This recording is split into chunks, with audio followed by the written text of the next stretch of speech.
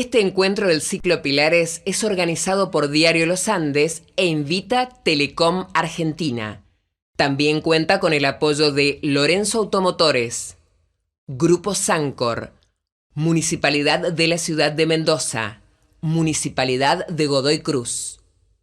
Además, acompañan Asociación de Ejecutivos de Mendoza, Coninagro, Fundación Pro Mendoza, Punto a Punto, Radio Mitre Mendoza, Universidad Nacional de Cuyo. Continuamos en los Andes con el ciclo Pilares para el desarrollo sustentable de la región, con este tema que nos ha ocupado en este panel de este mes, que es la educación. Y quisimos saber un poco más y para el cierre elegimos a un gran especialista para hablar y para que nos ofrezca un diagnóstico de la educación. Él es Mariano Narodowski y los invito a escuchar su presentación. Mariano Narodowski es un académico, docente, pedagogo e investigador argentino. Ha publicado artículos y libros sobre educación. Además, fue ministro de Educación de la Ciudad Autónoma de Buenos Aires. Bueno, para empezar quisimos conocer algún diagnóstico de la educación actual en la Argentina y un especialista como Mariano Narodowski es el primero para conocerlo. Así que Mariano nos ofrece su diagnóstico, su parecer acerca del estado actual de nuestra educación. En el año 2018 publiqué un libro que tuvo varias ediciones y que fue, entiendo que bastante leído, que se llamó El colapso de la educación. Ahí justamente lo que dice el título, presentaba datos, evidencia y explicaciones de por qué la educación estaba colapsada en la Argentina. ¿Qué quiere decir colapso? Colapso no es ni tragedia, ni drama, ni simulacro. Colapso es cuando todas las respuestas que vas a dar siempre conducen al punto de partida, que nunca podés avanzar. El ejemplo que pongo siempre es cuando te quedás con el auto en la arena y cuanto más acelerás más te hundís. Es decir, necesitas una fuerza externa que te pueda sacar de la situación en la que está. Esa es la situación de la política educativa en la Argentina. Era en 2018, creo que ahora estamos más colapsados todavía. Hemos visto los resultados de las pruebas UNESCO del 2019, es decir, los resultados se conocieron un año después de la publicación de mi libro, y ahí lo que se ve es que Argentina pasó del puesto número 1-2 en 1998, que compartía con Cuba, al puesto 11, más abajo que El Salvador. Es decir, los resultados educativos, sobre todo en el aprendizaje de lectoescritura, que más se parecen a los argentinos son los de El Salvador, un país centroamericano, pobre, tuvo una dictadura de 40 años, tuvo una guerra civil con 75.000 muertos y 15.000 desaparecidos, que vive de las remesas de sus emigrados en Estados Unidos, un país realmente pobre, con un PBI per cápita 4 veces inferior al argentino. Y nos comparamos con El Salvador. Eso creo que es una imagen fuerte que nos permite entender la situación complicada en la que estamos y que necesita repensarse completamente de nuevo para poder salir adelante. Muchas veces la realidad económica de nuestro país es utilizada como excusa para explicar también la pobreza educativa. Pero, ¿qué tan cierto es esto? ¿Es a veces una simple excusa? Bueno, Mariano nos ofrece su mirada. La pregunta es si es una excusa o si es una razón. Bueno, claramente es una razón. Ahora, también hay que pensar que hay algunos países latinoamericanos que con niveles de pobreza semejantes a la Argentina han hecho mejores esfuerzos. Por ejemplo, decíamos antes El Salvador, el caso peruano, el caso de Costa Rica, el caso chileno, el caso uruguayo. Ahora, también es cierto que en todos esos países la pobreza fue disminuyendo, muy de a poco, muy a lo largo del tiempo, pero esa disminución de la pobreza fue acompañando los mejores resultados educativos. En la Argentina es la inversa, aquí la pobreza lamentablemente aumenta, los niveles de pobreza, sobre todo infantil, son cada vez más altos a medida que pasa el tiempo, los chicos pobres viven en situaciones desesperantes y ahí claramente tenemos un problema. Ahora, también es cierto que además de los problemas exógenos, como esto de la pobreza, hay problemas endógenos. Uno de esos problemas endógenos son lo que llamamos fracaso escolar masivo. Es decir, si solo 16 de cada 100 terminan el secundario y tiempo y forma, esos 84 que terminan con resultados más bajos o directamente no terminan, son la inmensa mayoría, 84 de cada 100, no podemos adjudicárselo a problemas o a un fracaso de los alumnos meramente, ni a un fracaso de los docentes meramente, sino que está fracasando el sistema escolar en su completitud, está fracasando la política educativa. Y ahí hay algunas cosas que se pueden mejorar claramente. Por ejemplo, chicos pobres que van a la escuela hasta quinto, sexto grado de la primaria, 10, 11, 12 años, es difícil entender por qué no leen de corrido o no tienen un mínimo de comprensión lectora como ocurre en la actualidad. Hablando con distintos dirigentes de los movimientos sociales, ellos también estaban asombrados de esta situación. ¿Cómo puede ser que yendo a la escuela todos los días, aunque no sean 180, aunque haya problemas, aunque la situación de infraestructura escolar no sea buena, pasar 5 o 6 años en una institución escolar y no aprender a leer de corrido y no tener el mínimo de comprensión lectora, no es solo explicable por una cuestión vinculada a la pobreza, que en parte lo es, sino también es explicable en función de la cuestión de la enseñanza, que no es solo responsabilidad de los docentes, aunque también lo es, sino que es responsabilidad de la propia política educativa que no toma decisiones alrededor de eso. Entonces, una forma de resolver la cuestión del colapso de la educación es no grandes medidas estratégicas, sino avanzar en estas tal vez más pequeñas medidas propias de situaciones concretas, como mejorar la lectura y que todos los chicos de 10, 11 años lean de corrido y entiendan lo que leen. Eso se puede hacer, es posible hacer, cambiando los métodos de lectoescritura, dándole más autonomía a los docentes para poder enseñar, haciendo evaluaciones que los ayuden a los docentes a corregir lo que está mal y a mejorar lo que está bien. Bueno, todo eso es algo que efectivamente se puede hacer y no se hace. En resumidas cuentas, me parece que si bien la pobreza... Visto este panorama, lo que quisimos saber también es si hoy en día hay algunas de las acciones de los gobiernos provinciales o nacional en pos de mejorar toda esta realidad que nos acucia y que a la educación ha llevado a ser pauperizada. Mariano Narodowski tiene una mirada particular y que nos gustaría compartir. Si vemos el vaso medio lleno de lo que pasa hoy en las provincias y en la nación con la educación, vamos a encontrar que hay algunas provincias, varias, que están tomando decisiones en el camino correcto, lo mismo que algunas del gobierno nacional.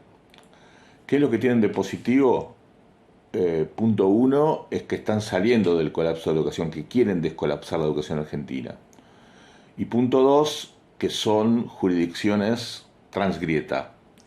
Puedo mencionar, por ejemplo, el caso mendocino, el caso entrerriano, respecto de las soluciones que dan al problema de la alfabetización inicial. Piensen que una es de Radical o de Juntos por el Cambio y la otra es kirchnerista. La reforma del secundario de Río Negro, gobernada por un partido provincial. Algunas ideas muy interesantes de relación de educación con el trabajo, de cambio de la escuela secundaria que plantea la ciudad de Buenos Aires. Las soluciones a la escuela secundaria y a la carrera docente que da la provincia de Córdoba, las escuelas experimentales en Tierra del Fuego, o el aumento de una hora de clase que, si bien algunas jurisdicciones como Ciudad de Buenos Aires o Mendoza ya venían planteando, el gobierno nacional lo encaró este año con absoluta fuerza, y me parece que también es una solución en el camino correcto. Veamos un poco el vaso medio vacío ahora. Bueno, el vaso medio vacío es que son en general medidas aisladas, es decir, cada provincia va por su camino. Eso en sí mismo no está mal, pero en principio falta una política educativa nacional con profundo sentido federal, pero que marque un camino claro. Esto no es fácil, pero es fundamental llevarlo adelante. ¿Por qué? Porque hasta que la clase dirigente nacional no le importe la educación, hoy no le importa la educación, no va a haber la masa crítica necesaria para poder generar el empuje para descolapsar la educación. Entonces hay estas experiencias provinciales que están muy bien, que son relativamente novedosas además, porque 4 o 5 años atrás era muy poco de todo esto lo que había, muy, muy poco. Creo que hay una mayor demanda de la educación por parte de la sociedad, de los medios que de a poco empiezan a enterarse de lo que pasa, de las familias que en pandemia se dieron cuenta de algunos problemas que tiene la situación escolar. Así que yo creo que como balance, lo positivo, hay provincias que están avanzando y la nación misma en algunas cuestiones. La nación también está mejorando el sistema nominal de estudiantes, algo que ya tiene Santa Fe, que tiene Mendoza con el GEM hace bastante tiempo, con la resolución del ministro Jaime Correas y después los trabajos que hace el ministro Tomás. Me parece que eso va todo en el camino correcto. Lo vaso medio vacío, lo que todavía tenemos que resolver es una política educativa nacional en serio, con un cambio de foco, con un cambio en las lógicas de financiamiento, con un plan decenal que realmente tenga metas concretas y que se puedan cumplir. Si no, vamos a estar dependiendo del cariz que va tomando cada gobierno, cada provincia, cada coyuntura. Y muchas veces las provincias que más necesitan cambios de fondo en educación, lamentablemente no las tienen. Como saben, nuestro entrevistado ha sido también ministro de Educación, lo fue en la ciudad de Buenos Aires durante la gestión de Mauricio Macri, y él ha presentado hace poco un plan decenal de educación. Así que lo más importante para nosotros será conocer algunos de los puntos más importantes y Mariano Narodowski nos los compartió en exclusiva para Los Andes. Con mi equipo elaboramos un plan decenal de educación, más bien las bases estratégicas para un plan decenal, no tiene los indicadores finales, pero sí están las prioridades y las líneas de acción más importantes. Está en las redes sociales, se puede ver, se puede analizar, son 13 puntos del plan más 3 prioridades. Pero más allá de plantear acá en qué consiste ese plan, me parece que lo importante es que la dirigencia política se ponga de acuerdo en que la educación es importante en este país. No solamente la clase política, los empresarios, los medios de comunicación, la CGT, la CTA, las religiones, las universidades, todos los factores de poder. Creo que tenemos que ponernos de acuerdo en que la educación es importante y que tenemos que avanzar en un plan. Sin esa masa crítica, sin esa articulación, el mejor de los planes va a naufragar, no va a ser considerado, no va a ser debatido. De hecho, yo presenté el plan en el Consejo Nacional de la Calidad de Educación, del que soy parte, pero bueno, finalmente ese tema nunca se debatió. A pesar de que nos habían pedido a los consejeros que podamos avanzar en ese aspecto, me parece que, o porque hay otras prioridades como el dólar, las importaciones, o ese tipo, la cuestión política, o porque la sociedad no demanda lo que tiene que demandar, pero me parece que hace falta una movilización social muy importante por la educación, que la clase dirigente entienda, realmente entienda, y se ponga a trabajar en el sentido de mejorar el sistema educativo.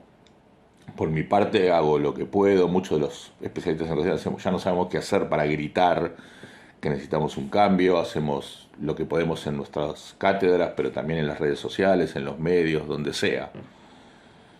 Pero a veces no tenemos el acompañamiento de la gente. Yo creo que sería importante una movilización en función de la educación. A veces pienso una especie de ni una menos de la educación, así como la movilización de ni una menos hizo tomar conciencia y aprobar leyes sobre el tema de la violencia de género. Algo similar creo que podría despertar a los sectores dirigentes para que se pongan las pilas y empiecen a trabajar en serio por este tema. Porque además la educación tiene algunos aspectos, como decía antes, la enseñanza de la lectoescritura, de la matemática, que no necesitan grandes acuerdos estructurales. No es que importe si acordamos con el Fondo Monetario o no acordamos con el Fondo Monetario para mejorar la enseñanza de la lectoescritura. Es algo que tiene que ver con la escuela, con los docentes, con los alumnos, con las familias, y que se puede hacer sin un gran acuerdo macro desde el punto de vista económico. Me parece que hay una oportunidad y me parece que tenemos que aprovecharla. Por eso es tan importante que realmente estos sectores dirigentes tomen conciencia, pero también los de abajo nos movilicemos en la medida de lo posible para pelear por esto que es tan importante. Este fue uno de los distintos debates dentro del ciclo Pilares de Diario Los Andes. El próximo está previsto para diciembre y es sobre el tema calidad institucional, que involucra reglas claras, transparencia y también el análisis de la reforma constitucional. El año próximo, el ciclo continuará con las temáticas de salud, infraestructura y gobierno digital. Agradecemos nuevamente a quienes hicieron posible este ciclo. Este encuentro del ciclo Pilares es organizado por Diario Los Andes e invita Telecom Argentina. También cuenta con el apoyo de Lorenzo Automotores, Grupo Sancor, Municipalidad de la Ciudad de Mendoza, Municipalidad de Godoy Cruz. Además, acompañan Asociación de Ejecutivos de Mendoza, Coninagro, Fundación Pro Mendoza, Punto a Punto, Radio Mitre Mendoza, Universidad Nacional de Cuyo. Podrán ver más material sobre Pilares y estar actualizados sobre el ciclo en el sitio web de Diario Los Andes. Nuevamente, muchas gracias y hasta pronto.